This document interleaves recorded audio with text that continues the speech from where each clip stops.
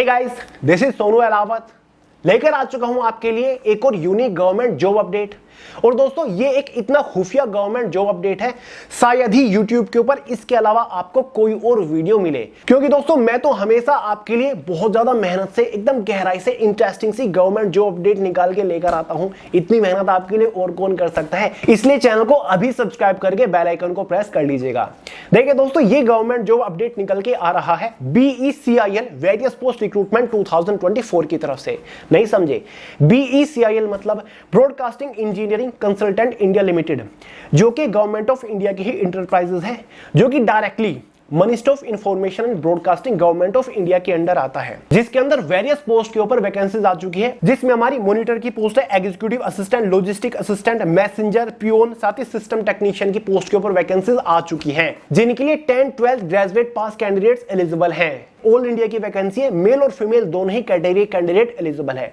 और सबसे जबरदस्त बात यह है कि किसी भी पोस्ट के सिलेक्शन प्रोसीजर में एग्जाम कंडक्ट नहीं कराया जाएगा, बिना एग्जाम के ही आपका फाइनल सिलेक्शन होगा। तो आगे इस वीडियो में इस रिक्रूटमेंट के रिगार्डिंग कंप्लीट डिटेल्स आपको प्रोवाइड करूंगा। इंपॉर्टेंट डेट्स के बारे में बात करेंगे कि भाई ऑनलाइन फॉर्म कब से स्टार्ट हुए, फॉर्म की लास्ट डेट क्या है, क्योंकि दोस्तों डिटेल्ड ऑफिशियल नोटिफिकेशन इसका जारी हो चुका है। साथ ही सिलेक्शन प्रोसीजर को अच्छे से डिस्कस करेंगे। अगर एग्जाम कंडक्ट नहीं कराया जा रहा है तो किस बेसिस पर होगा, एलिजिबिलिटी क्राइटेरिया को डिस्कस करेंगे, minimum age limit, education qualification की क्या रिक्वायरमेंट है, सिलेक्शन होने के बाद इनिशियल इन हैंड सैलरी किस पोस्ट के ऊपर क्या मिलने वाली है, सैलरी मुझे काफी इंटरेस्टिंग लगी, जॉब प्रोफाइल यानी कि सिलेक्शन होने के बाद किस पोस्ट के ऊपर आपको काम क्या करना पड़ेगा, जॉब लोकेशन के बारे में बात करेंगे। तो चलिए दोस्तों, बहुत ज्यादा टाइम वेस्ट नहीं करते, फटाफट वीडियो शुरू कर लेते हैं। जैसे कि मैंने आपको स्टार्टिंग में बताया, BECIL के अंदर वेरियस पोस्ट के ऊपर वैकेंसी निकली है। सबसे पहले समझिए आखिर BECIL है क्या। BECIL मतलब broadcasting engineering consultant India limited. India के अंदर जो अलग अलग ब्रॉडकास्टिंग सर्विसेज प्रोवाइडिंग कंपनी है, उनको इंजीनियरिंग कंसल्टिंग सर्विसेज प्रोवाइड करने का काम करता है BECIL। समझ गए? जो कि एक गवर्नमेंट ऑफ इंडिया की एंटरप्राइजेज है, आप कह सकते हो डायरेक्टली गवर्नमेंट ऑफ इंडिया के अंडर आता है, ministry of information and broadcasting के अंडर आता है, जिसके अंदर वेरियस पोस्ट के ऊपर वैकेंसीज आ चुकी है। सभी पोस्ट को कंबाइन करके टोटल नंबर ऑफ वैकेंसी 223 यहां पर निकल चुकी है। तो चलिए दोस्तों, सबसे पहले इंपॉर्टेंट डेट्स को ही डिस्कस कर लेते हैं। देखिए दोस्तों, इस वैकेंसी के लिए ऑनलाइन फॉर्म ऑलरेडी 13 जून 2024 से स्टार्ट हो चुकी है। फॉर्म की जो लास्ट डेट रखी गई है वो 24 जून 2024 रखी गई है। मतलब फॉर्म अप्लाई करने के लिए आपके पास बहुत ज्यादा टाइम नहीं है। अगर आप इस वैकेंसी को लेकर किसी भी पोस्ट के लिए थोड़े से भी इंटरेस्टेड होंगे ना, फटाक से फॉर्म अप्लाई कर दीजिएगा, कहीं टाइम ना निकल जाए। क्योंकि दोस्तों इस टाइप की खुफिया वैकेंसीज के बारे में भी हमें थोड़ी देर से जानकारी मिलती है, क्योंकि रिसर्च करने में थोड़ा सा टाइम लग जाता है, उसके लिए माफी चाहता हूं। क्लियर है? लेकिन फिलहाल भी आपके पास काफी टाइम है। अगर आप इंटरेस्टेड नहीं है, अपने दोस्तों के साथ वीडियो को जरूर शेयर कर दीजिएगा। तो चलिए बात कर लेते हैं एलिजिबिलिटी क्राइटेरिया के बारे में। देखिए दोस्तों, एज लिमिट ऑलमोस्ट सभी पोस्ट के लिए, जनरल कैंडिडेट्स के लिए 18 से 32 साल यहां पर रखी गई है। जो आपकी एज कैलकुलेट होगी वो एज ऑन फॉर्म की लास्ट डेट यानी कि 24 जून 2024 तक होने वाली है। अब बात कर लेते हैं पोस्ट वाइज एजुकेशन क्वालिफिकेशन के बारे में। इसमें हमारी एक सबसे बेस्ट पोस्ट मॉनिटर की है, जिसके लिए टोटल नंबर ऑफ वैकेंसीज 165 है।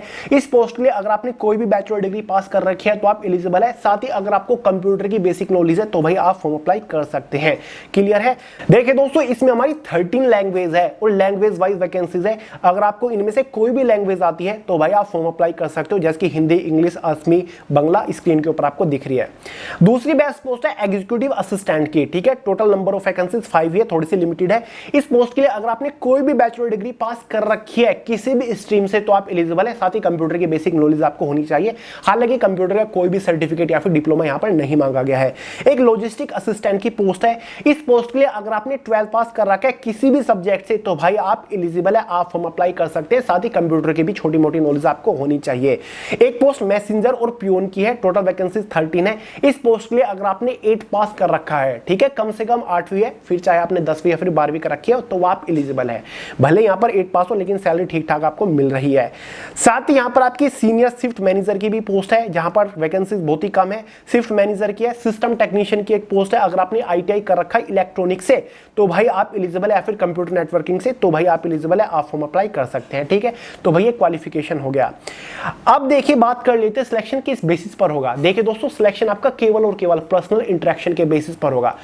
इसमें फॉर्म अप्लाई करने के बाद पर्सनल इंटरव्यू के लिए आपको बुलाया जाएगा। ठीक है, फॉर्म अप्लाई करने के बाद सभी को कॉल आएगी, यानी कि कॉल मतलब मैसेज आ जाएगा। आपको इसमें अपना नंबर देना है। फॉर्म अप्लाई करते टाइम कैसे अप्लाई करना है बताऊंगा, लिंक आपको प्रोवाइड करूंगा, नोटिफिकेशन भी दूंगा, ठीक है। उसके बाद आपको फोन पे मैसेज आ जाएगा, आपको ईमेल आ जाएगा जहां पर आपको पूरा एडमिट कार्ड आ जाएगा। पर्सनल इंटरेक्शन के लिए आपको जाना है और इसमें आपकी मेंटल एबिलिटी को परखा जाएगा। इंटरव्यू इसमें बहुत ज्यादा टफ लेवल का नहीं होता, इंग्लिश टू इंग्लिश नहीं होता, आपसे बहुत कॉम्प्लिकेटेड क्वेश्चन नहीं पूछे जाते।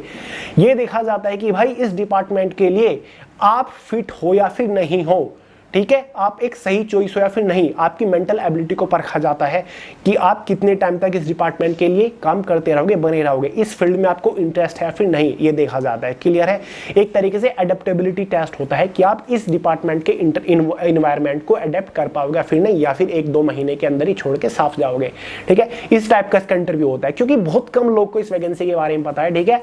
मैं बता तो रहा हूं, मेरी वीडियो शायद आप पहली बार देख रहे होंगे इस वैकेंसी के रिगार्डिंग, ठीक है। इसमें आपका कोई भी एग्जाम कंडक्ट नहीं कराया जाएगा, या तो आपका स्किल टेस्ट होगा या फिर एक पर्सनल इंटरेक्शन होगा, बस उसके बेसिस पर आपका सिलेक्शन हो जाएगा।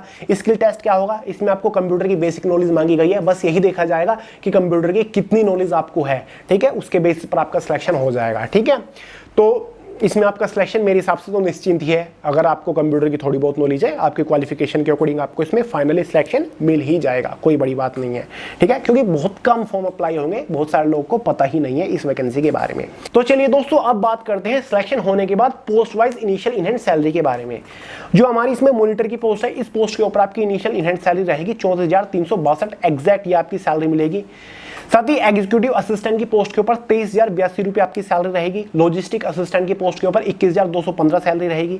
मैसेंजर या फिर पियोन की पोस्ट के ऊपर आपकी 19,279 सैलरी रहेगी। क्लियर है। और लास्ट सिस्टम टेक्नीशियन की पोस्ट के ऊपर 21,215 आपकी सैलरी रहने वाली है। फाइनली बात करते हैं जॉब प्रोफाइल के बारे में, किस पोस्ट के ऊपर सिलेक्शन होने के बाद काम क्या करना पड़ेगा। देखिए दोस्तों, मॉनिटर की पोस्ट के ऊपर आपकी सिर्फ ड्यूटीज रहने वाली है।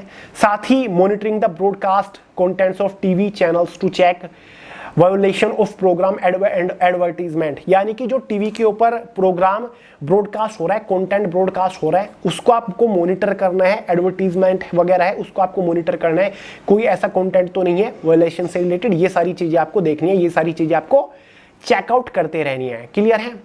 एग्जीक्यूटिव असिस्टेंट की पोस्ट के ऊपर फाइलिंग वर्क, यानी कि फाइल से रिलेटेड आपका काम होगा, स्टोर में आपका काम होगा।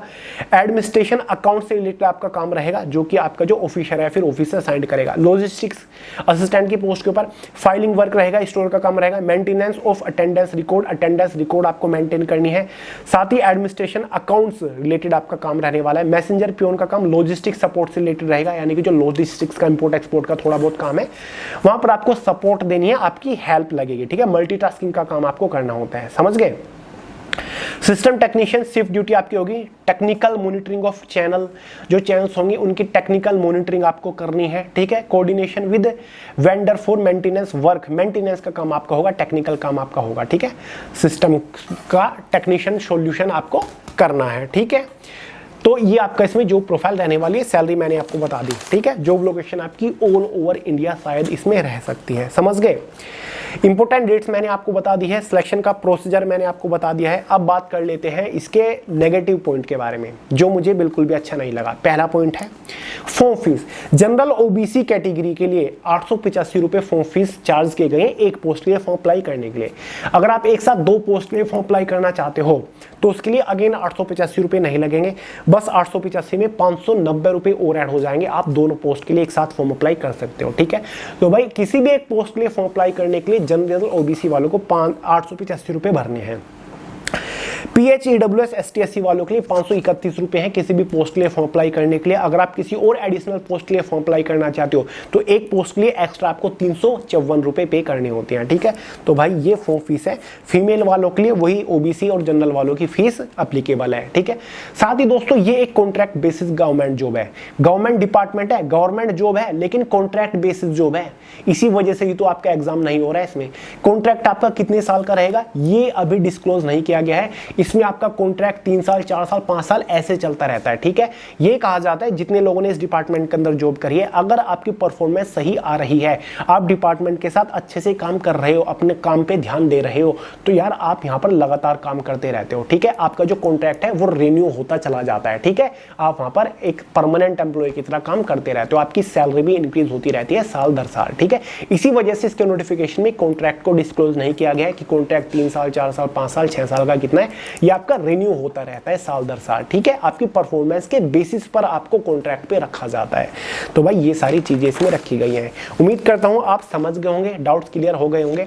फॉर्म अप्लाई करने का डायरेक्ट लिंक डिस्क्रिप्शन बॉक्स में मैंने प्रोवाइड करा दिया है। कोई फेक जॉब नहीं है। ऑफिशियल वेबसाइट के ऊपर जब आप जाओगे BECIL वैकेंसी वाले सेक्शन में आपको उसका डिटेल्ड ऑफिशियल नोटिफिकेशन मिल जाएगा। एडवर्टाइजमेंट नंबर 463 है, आप खुद देख सकते हो। फॉर्म अप्लाई करने का लिंक डिस्क्रिप्शन बॉक्स में ऑफिशियल वेबसाइट से आप फॉर्म अप्लाई कर सकते हो। तो चलिए दोस्तों इस वीडियो में इतना ही था। पसंद आई हो लाइक करेगा, दोस्तों के साथ शेयर कर दीजिएगा, चैनल को सब्सक्राइब करना मत भूलिएगा। मिलते हैं अगली वीडियो में बहुत ही जल्द, तब तक के लिए जय हिंद।